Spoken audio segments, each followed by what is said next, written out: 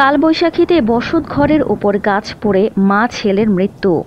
ভিডিওটিতে একটি লাইক দিয়ে দেখতে থাকুন, আর যারা এখনো চ্যানেলটি সাবস্ক্রাইব করেননি দয়া করে তারা এখনই সাবস্ক্রাইব করে নিন।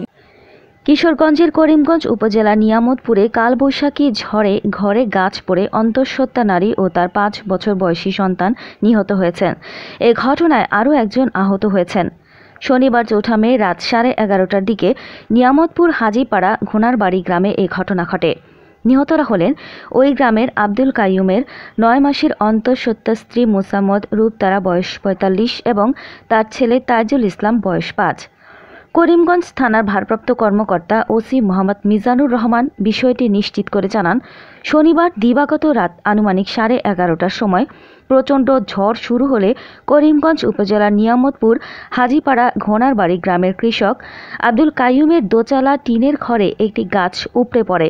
এতে তার ঘর ভেঙে আব্দুল কাইয়ুমের 9 মাসের অন্তঃসত্ত্বা স্ত্রী মুসাম্মদ রূপতারা এবং তার ছেলে তাইজুল ইসলাম ঘটনাস্থলেই মারা যান। এ ঘটনায় রূপতারার মা আহত হয়েছেন। এরকম আরো অনেক ভিডিও পেতে নিউজ এক্সপোজার টিভির সাথেই থাকুন। চ্যানেলটি সাবস্ক্রাইব করুন এবং সাথে বেল আইকনটি বাজিয়ে দিন।